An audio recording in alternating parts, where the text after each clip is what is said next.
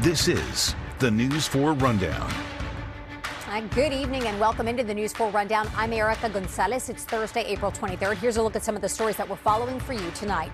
Marijuana moves. Acting Attorney General Todd Blanche signing an order to reclassify state-licensed medical marijuana as a less dangerous drug. Plus, the future of Metro, the board of directors approving a plan that could fully automate the red line. That includes allowing trains to operate without onboard operators. Transportation reporter Adam Tess has details on how long it could take to actually roll out. And the 2026 NFL Draft is about to kick off in Pittsburgh. Washington Commanders insider JP Finlay has got a preview of what football fans can expect tonight. And that is exactly where we will begin the rundown. The Commanders slating to pick 7th tonight in the first round of the draft. So will they go offense? Do they go defense?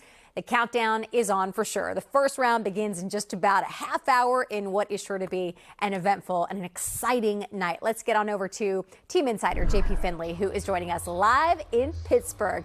Okay, JP, I know you got a lot of thoughts on this. There's a lot of different ways that they can go. What's the vibe out there for the fans? And are you zeroing in on any other one particular player? You know, Erica, it's interesting. We're here inside of Acrisure Stadium. It's really starting to fill up with fans now. You can feel that anticipation building. Roger Goodell's going to talk soon. Washington, if they stay at 7, will likely make that pick around 9 p.m. tonight. But I've answered the question so many times as far as who they're going to draft at 7. I decided to ask some other folks. If you want to feel old, you talk to Ethan, who tells me he's been following me on Twitter since he was a teenager. Yes, Thank you, yes, Ethan. yes. Well, look, I'm a big fan, love your work. All right, I appreciate it, bro. So you're a Northern Virginia native that now lives up here in Pittsburgh. Yes. What do you want to happen at number 7? Honestly, I got a couple names I would like to see, but as long as it's nothing ridiculous, I'd be happy. Give me the names.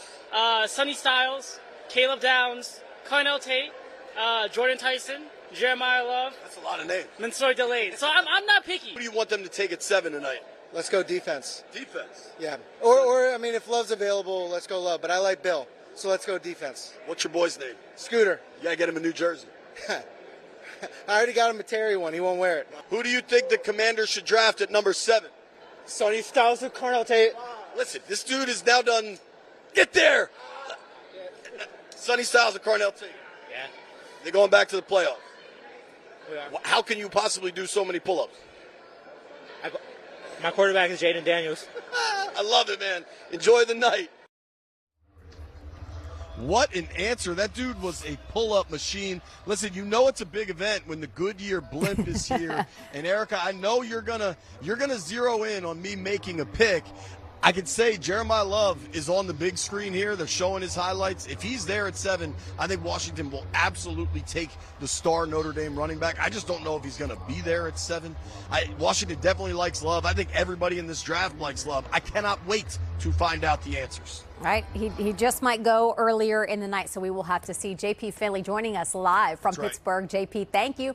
Which brings us to today's poll question. Which position should the Commanders draft with their first round pick? Is it running back, wide receiver, edge rusher, defensive back? You can weigh in right now at NBCWashington.com/vote. And stay with News 4 for continuing coverage of the NFL draft. We're going to be watching to see who the Commanders pick up. Team insider JP Finlay is going to have a live report from Pittsburgh on News 4 at 11. In the meantime, we're following a developing story coming out of downtown D.C. where a Metro bus has caught fire.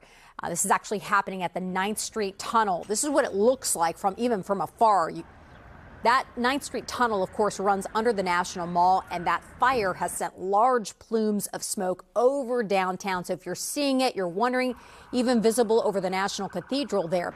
Metro has confirmed that there were no passengers on the bus, and the driver managed to get out okay. D.C. firefighters are on the scene right now. They're responding to that. There's likely some travel impacts, of course, related to this as crews work to put out that fire. Again, no injuries after a Metro bus catches fire on the 9th Street Tunnel tonight. All right, turning now to a major shift in federal drug policy. The Trump administration is taking steps to ease regulations on medical marijuana. Today, Attorney General Todd Blanche announcing that he signed an order which would reschedule marijuana that's either FDA approved or state licensed. Marijuana would go from a Schedule 1 drug, which is considered to be the most dangerous and carries a heavy risk of dependence, to a Schedule 3 drug, which is considered much less likely to cause dependence. News 4 is working for you to explain what this actually means and what families should be thinking about. Joining us live to break this all down is Regina LaBelle, a former drug policy advisor for the Obama and Biden administrations and current professor at Georgetown University. Thank you so much for joining us. First up, what is moving the marijuana from Schedule 1 to Schedule 3? What does that actually mean? Yeah, I think it's as important to know what it does as what it doesn't do. And I'll start with what it does. As you mentioned, it puts it into Schedule 3, only medical marijuana. So in the 40 states where medical marijuana is legal, there'll be a DEA process by which those states can register those products. And it does two things for that. One is it does ease research for those in those states for medical marijuana to use the products that are medical marijuana in those states. And then secondly, and this is a big win for industry, it opens the door for them to have IRS tax deductions. So the companies that were really behind this, that's really a big win for them. What it doesn't do is it doesn't legalize adult use or what's often called recreational marijuana. That still has to go through a process, and that process begins with a hearing at the end of June 29th. DEA and DOJ will have a hearing to discuss that issue, the adult use, and what schedule that should fall into. Of course, we've made this clear that this pertains to medical marijuana. So given that, how does this impact the medical community, especially when it comes to research?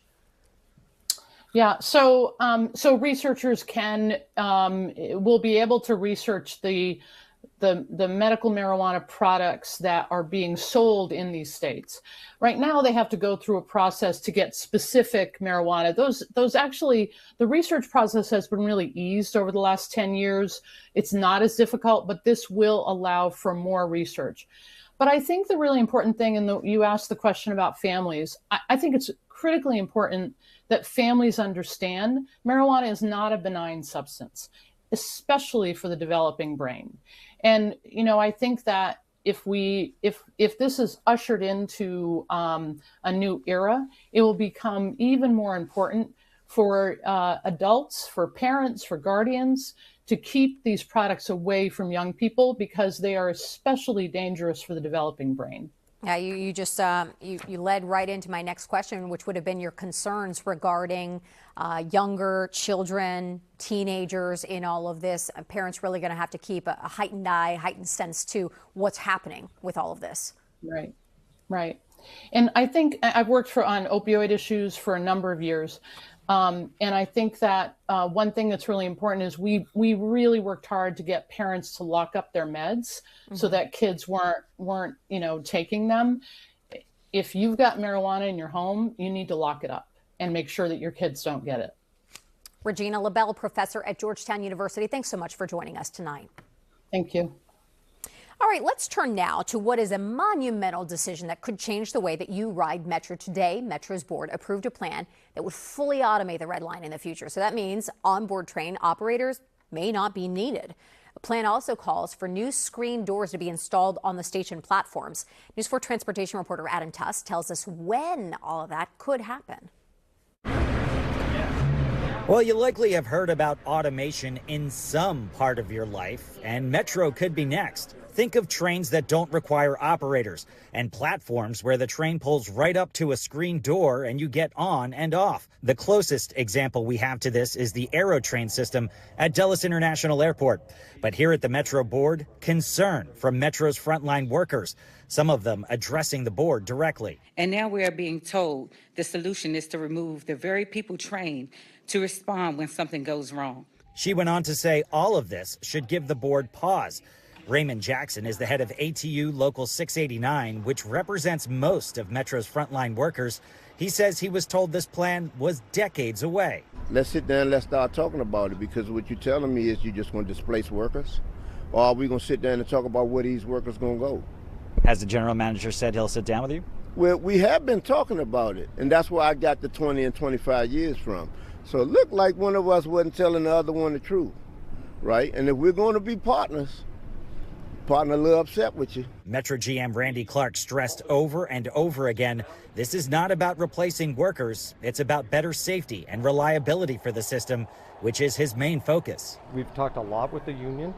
This is going to be a whole workforce transition plan, just like our whole world is going through right now, right? Our entire world is transforming with technology and AI.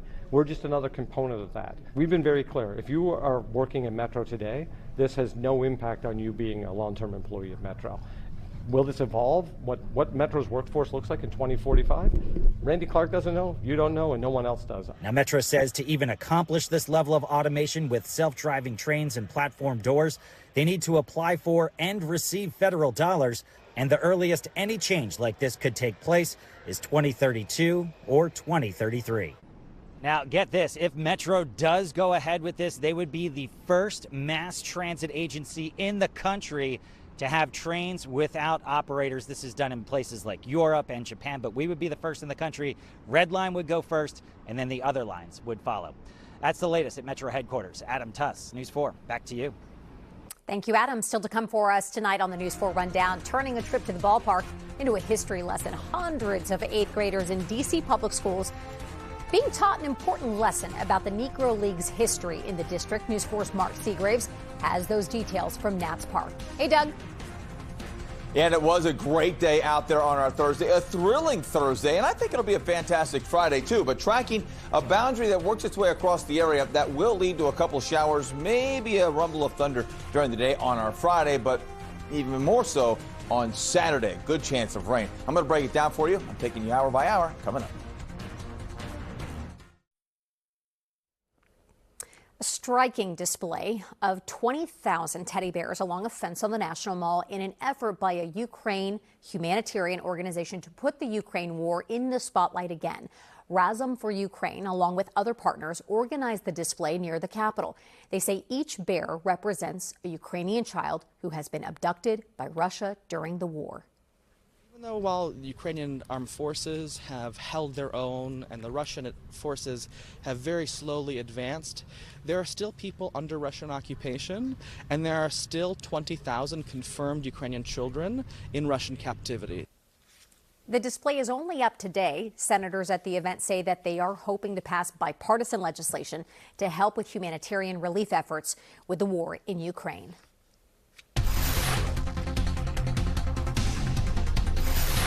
All right, so today turned out to be the warmest day that we've had this week, and tomorrow's not looking bad either. No, thrilling Thursday today. I still think a fantastic Friday tomorrow, even though we could see a couple of showers, maybe a rumble of thunder, but worried about Saturday. Saturday is the day that if you've got plans, we'll track that for you. Out there right now, it's a beautiful night across the area. It really is. Temperatures today hit 83 a little bit earlier. Calm winds. It is just gorgeous on your Thursday evening. Temperatures currently around 79 in Leesburg, 82 Culpeper, and in Fredericksburg, 70 cooler along the river and over towards parts of the bay, 68 degrees right now over towards Annapolis. Now, nothing on the radar picture, but you see a few showers back to the west. Widen out here, you can see what I'm talking about. This is the boundary. I mentioned this to you yesterday. This boundary now working its way towards Pittsburgh and starting to work its way our way, and it will be here on our Friday. So let's talk about that. Take you hour by hour, overnight tonight, early tomorrow morning. You see more cloud cover, but most of us on the dry side can't rule out a sprinkle in some areas tomorrow morning. But during the day, here's now 3 o'clock in the afternoon, scattered showers, maybe a rumble of thunder. Temperatures in the upper 70s to around 80, if not the low 80s. I think most of us will stay dry, but there will be areas that do see some rain. And once again, we really do need it. 8 o'clock tomorrow evening, once again, just a couple of scattered showers around. I don't think it'll ruin everybody's night out, but if you are going out and you want to eat outside, no problem. Just make sure you keep a watchful eye to the sky for any of those storms that do develop. On Saturday, starting off on the drier side, but getting rather wet as we work on through the day, a good chance for rain. And once again, that is much needed rainfall. Take a look at the drought monitor. Now look how much of our region, just about our entire region now, under severe drought. So we really do need to see some rain. And it's a good thing we actually have some rain in the forecast over the next couple of days, especially on Saturday. Cool, cloudy, not a nice day on Sunday. 56 degrees on Monday. And next week, a few more chances of rain. No real big storms. Temperatures just a little bit below average. And once again, chance of showers most of the week. At Nats Park today, the Braves played spoiler for the home crowd, pulling away with a 7-2 win. But before the first pitch, the ballpark was a classroom. Nearly 1,000 D.C. 8th graders getting a history and civics lesson using baseball as the teaching tool to focus. Josh Gibson and the Negro Leagues. News 4's Mark Seagrave spent the day at Nats Park with the students and with Gibson's great-grandson in a story that you'll see only on 4. They came by the busloads this morning, more than 900 8th graders from D.C. public schools. Next question. This wasn't a field trip to see a ball game. Today, Nats Park was a classroom. And the teacher was Sean Gibson, the great-grandson of one of the greatest to play the game, Josh Gibson, who played here in D.C. as part of the Negro League and the Homestead Grays, and whose statue greets fans as they enter the park. Oh, I think it's great, like learning about his legacy and everything. Gibson told the students his great-grandfather's accomplishments 90 years ago can still be a life lesson today. Number one is just that, you can become anything, right?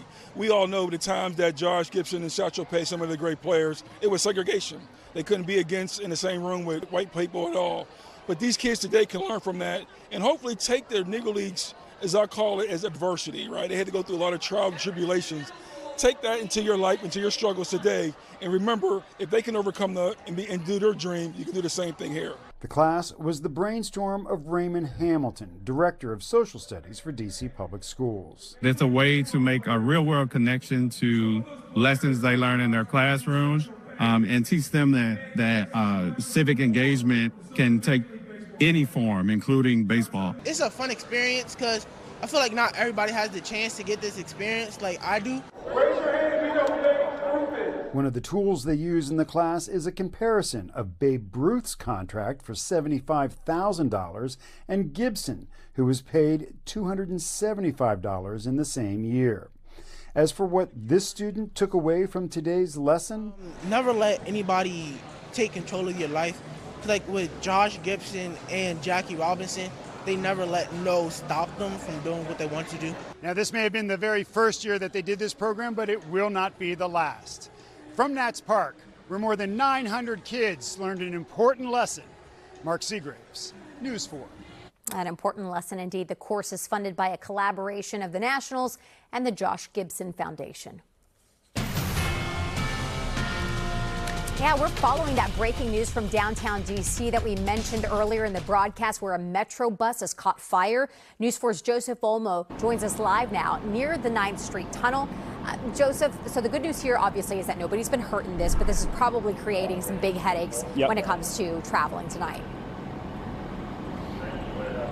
I mean, as you can imagine, there is just a massive scene here. A lot of first responders. I'll have our photojournalist Beth Brown kind of show you what we're looking at. This is the entrance to the 9th Street Tunnel. And like you said, Erica, thankfully, we're not talking about, at least at this moment, any injuries. This was a Metro bus. Beth, can we zoom in on the tunnel here just to show you? There's actually some cars, and this is the big question right now, is was there anybody who was driving in this tunnel that got hurt as a result of this fire? This was a Metro bus that I'm told was fully engulfed in flames, but there were no passengers on board. There was just the driver, and the driver was able to get off, and the driver is okay.